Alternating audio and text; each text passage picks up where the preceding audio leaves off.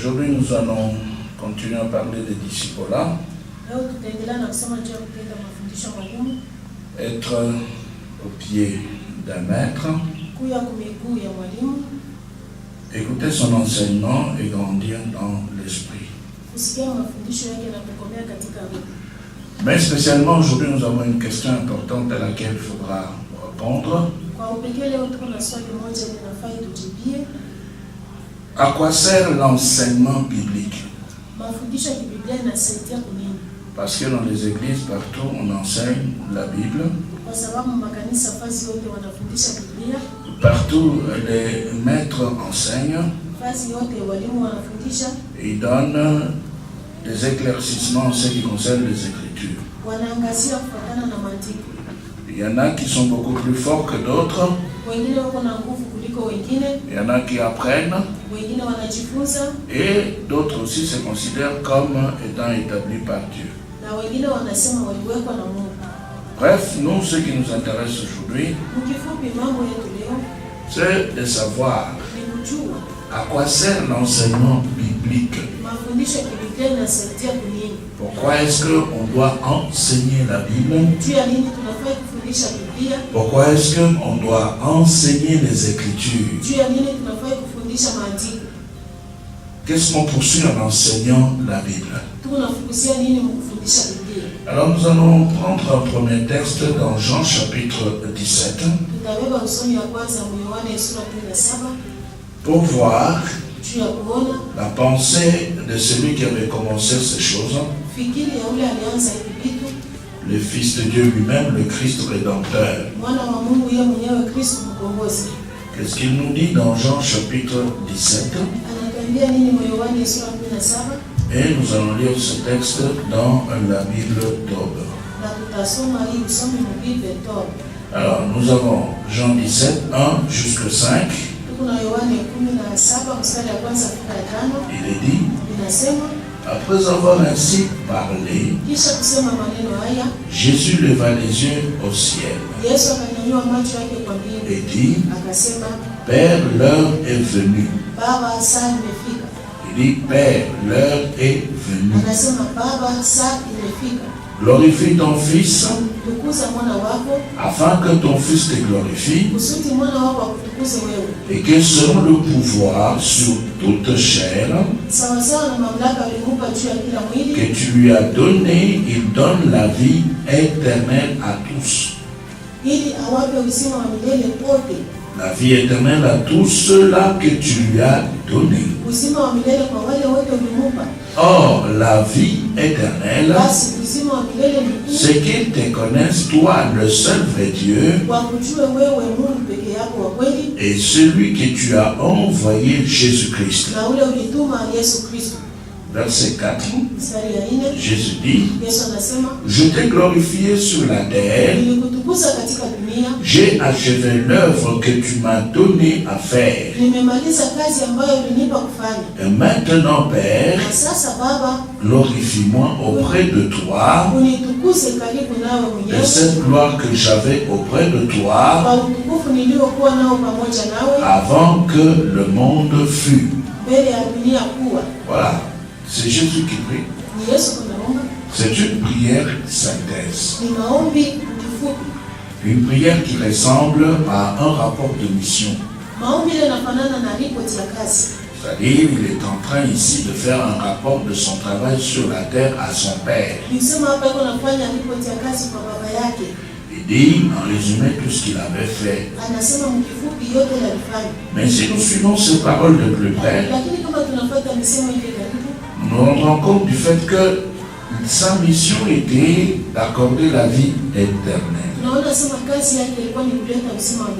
Pour aider les gens à ne pas seulement vivre éternellement dans l'au-delà. Parce que très souvent quand on parle de la vie éternelle, les gens voient seulement la dimension de la vie dans l'au-delà. Mais ici, quand le maître lui-même parle de la vie éternelle, il est en train de parler de la connaissance de son Père. Donc, la vie éternelle pour lui, comme il l'a dit lui-même, nous pouvons relire cela au verset 3. Il dit, or la vie éternelle, c'est qu'ils te connaissent, toi le seul vrai Dieu et celui que tu as envoyé, Jésus-Christ. Alors aujourd'hui, même ceux-là qui ne connaissent pas Dieu attendent aussi la vie éternelle. Ils croient qu'après cette vie sur la terre, ils vivront aussi éternellement dans l'au-delà. Et pourtant pour Jésus, la vie éternelle, c'est la connaissance de son Père. Alors maintenant, on enseigne la parole de Dieu pour donner la connaissance de Dieu.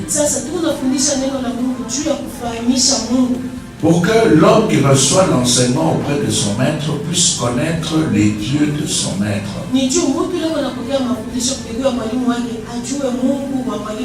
Donc l'enseignement de la parole de Dieu est là pour faire connaître le Père.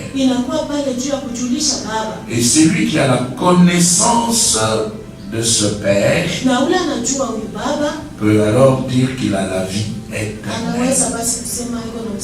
Parce que c'est cette connaissance qui va l'aider à pouvoir non seulement connaître le Père, mais l'adorer et le servir. Parce qu'il les connaît. Il connaît Jésus-Christ. Alors maintenant, il peut passer son temps dans l'adoration et au service. Mais maintenant, si on ne connaît pas le Père, certainement qu'après la mort, on pourra se retrouver dans l'au-delà. Mais on va se retrouver dans le sang de ces dieux que l'on avait connus pendant le jour de sa chair sur la terre. Et comme on n'avait pas connu le vrai Dieu, c'est qu'on va se retrouver dans la présence d'un faux Dieu. Parce que c'est celui-là qu'on avait connu avant la mort. Voilà pourquoi nous avons posé cette question-là. À quoi sert l'enseignement biblique? L'élève qui est au pied d'un maître, qui reçoit l'enseignement de son maître, doit savoir pourquoi il est enseigné. Et il faudra que le maître lui-même, quand il enseigne, qu'il puisse aussi savoir pourquoi il enseigne. Le maître, lui, quand il enseigne pour faire connaître le Père, pour révéler le Père. Il enseigne pour faire voir le Père. Et ensuite, l'élève qui apprend aussi, par l'enseignement, il doit arriver à pouvoir connaître le Père.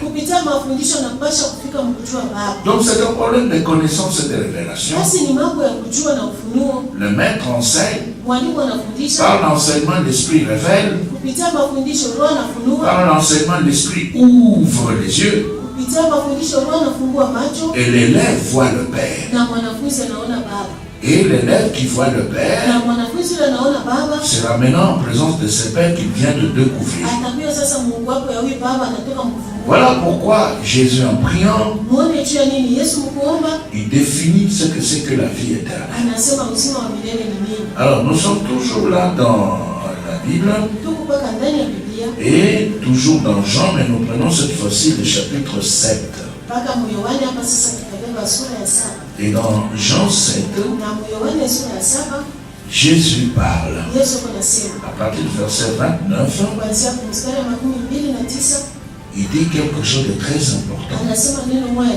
Nous pouvons même remonter au verset 28. Et nous sommes toujours dans la Bible de Tome. Alors Jésus qui enseignait dans le temple proclama: vous me connaissez, vous savez d'où je suis, et pourtant, je ne suis pas venu de moi-même. C'est lui qui m'a envoyé est véridique. Lui que vous ne connaissez pas, moi je le connais parce que je viens d'auprès de lui et qu'il m'a envoyé. Voilà, ici Jésus parle une fois de plus de son Père. Il veut que ceux-là qui étaient tout autour de lui puissent connaître le Père. Donc l'enseignement biblique, l'enseignement des Écritures n'est pas donné pour faire voir qu'on connaît plus que tout le monde. N'est pas donné pour pouvoir mépriser ceux qui ne connaissent pas. Dieu n'appelle pas et n'établit pas quelqu'un pour qu'il puisse commencer à insulter les autres. Celui qui a été appelé par Dieu est établi pour enseigner la parole, établi pour enseigner les Écritures.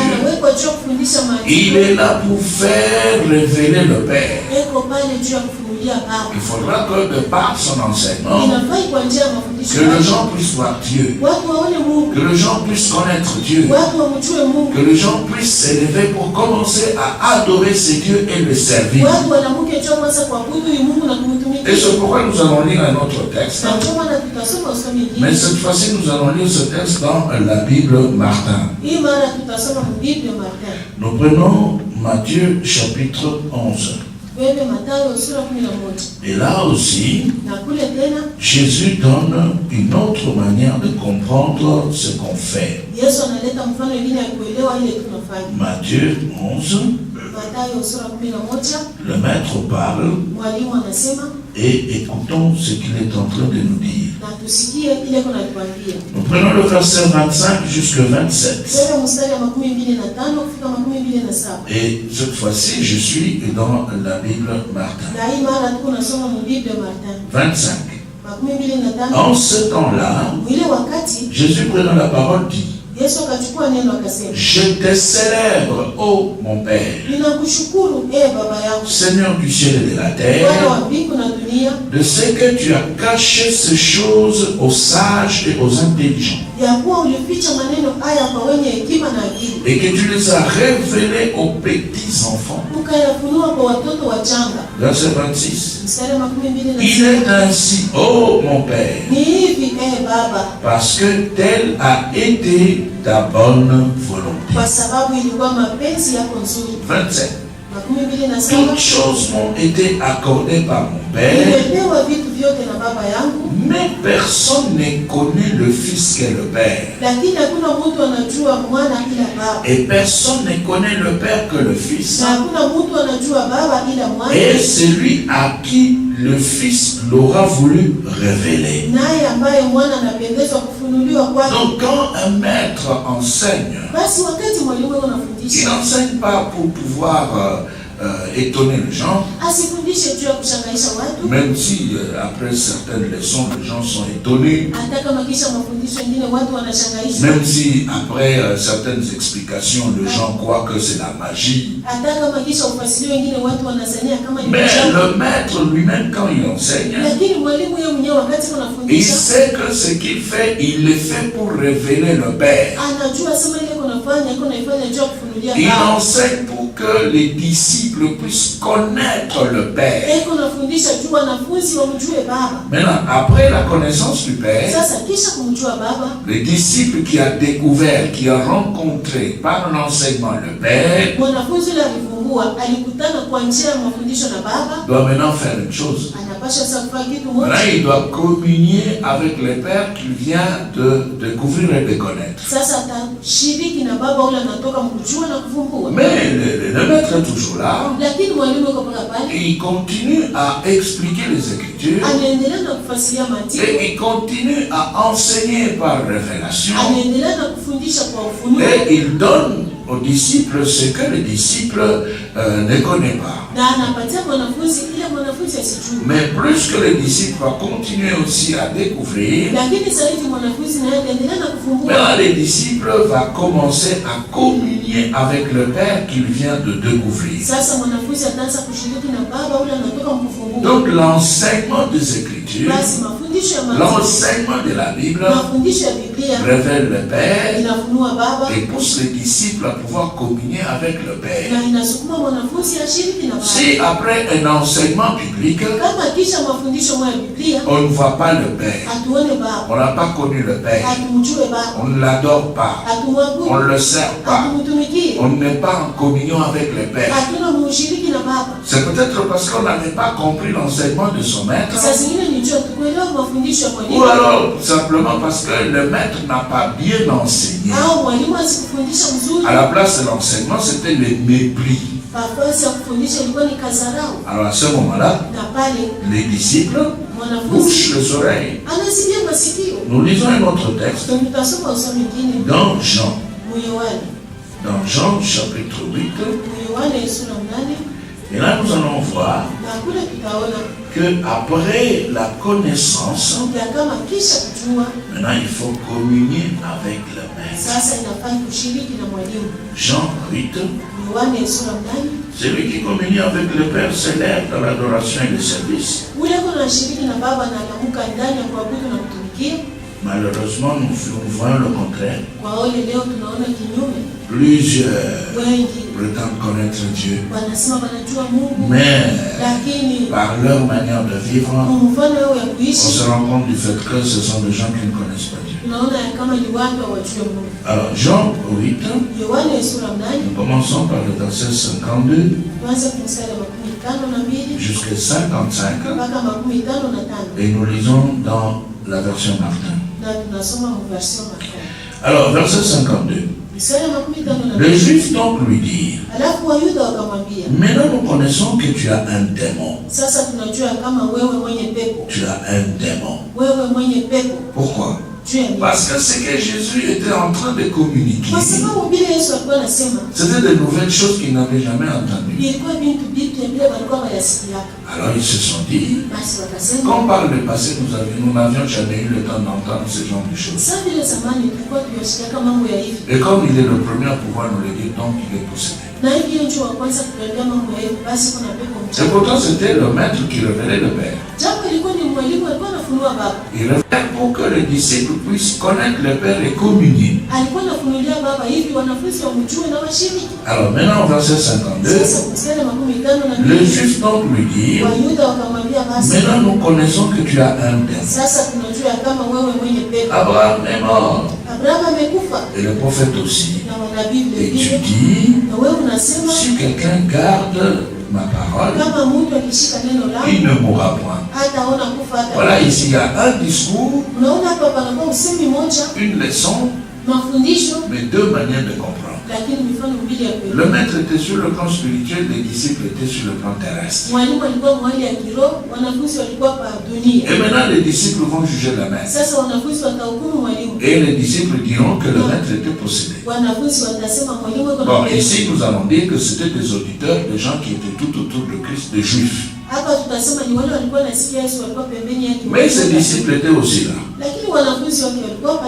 Au verset 53. Es-tu plus grand que notre père Abraham, qui est mort? Les prophètes aussi sont morts. Qui te fais-tu toi-même? Qui te fais-tu toi-même? Voilà. Qui te fais-tu toi-même? Parce qu'il était en train de dire des choses que les autres ne pouvaient pas comprendre. Il était en train de dire des choses qui dépassaient tout ce qu'ils avaient reçu comme enseignement. Alors maintenant, il pose la question. Qui te fais-tu toi-même? 54.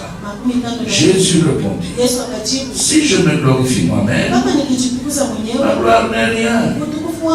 Mon Père est celui qui me glorifie. Celui duquel vous dites qu'il est votre Dieu. 55.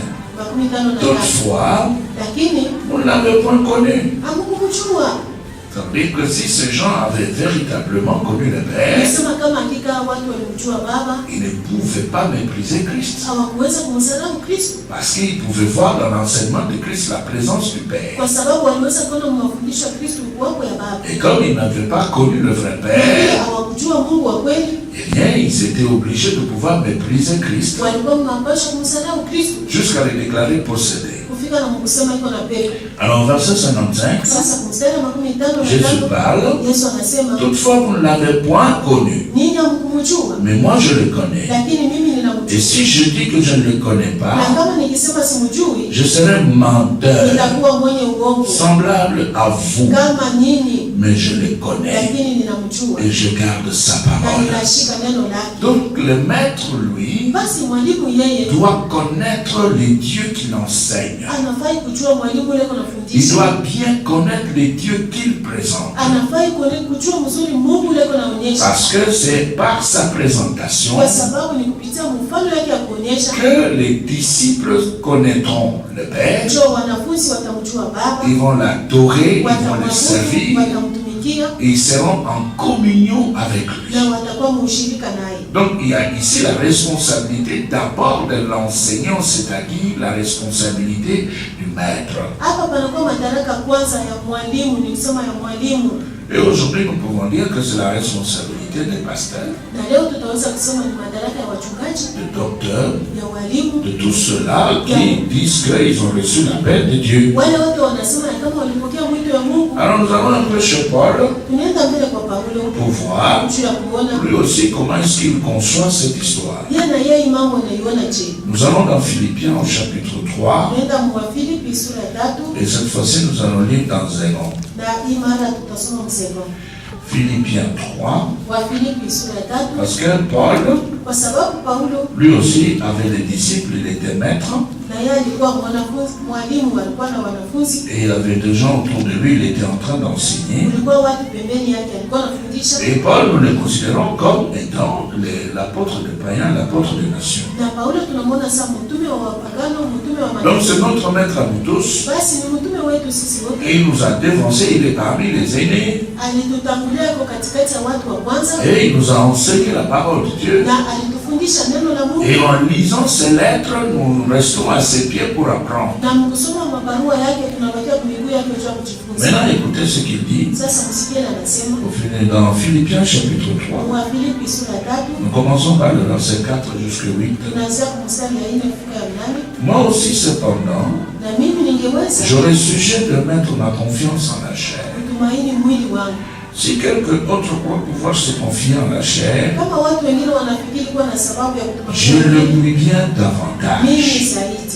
Moi, circoncis le 8e jour de la race d'Israël, de la tribu de Benjamin, hébreu né d'hébreu, quant à la loi pharisienne. Bon, ici, je vous ouvre une petite parenthèse. Bon, il y a aujourd'hui plusieurs théories. Il y en a qui disent que les Hébreux sont des Africains et que Israël n'a rien à voir avec ce que la Bible présente comme la tribu de Benjamin. Bon, nous fermons la parenthèse. En attendant que ces gens-là puissent se mettre d'accord, cherchons à connaître le Père. Au verset 6. Quant aux aides persécuteurs de l'Église, irréprochables à l'égard de la justice de Dieu. Mais ces choses qui étaient pour moi de gain, je les ai regardées comme une perte à cause de Christ. Verset 8. Et même je regarde toutes choses comme une perte à cause de l'excellence de la connaissance de Jésus-Christ mon Seigneur, pour lequel je renonçais à tout et je le regarde comme de la boue afin de gagner Christ. Vous voyez, je relis le verset 8. Et même je regarde toutes choses comme une perte. À cause de l'excellence de la connaissance. Donc on ne vient pas ici. Souvent, nous le voyons en Afrique.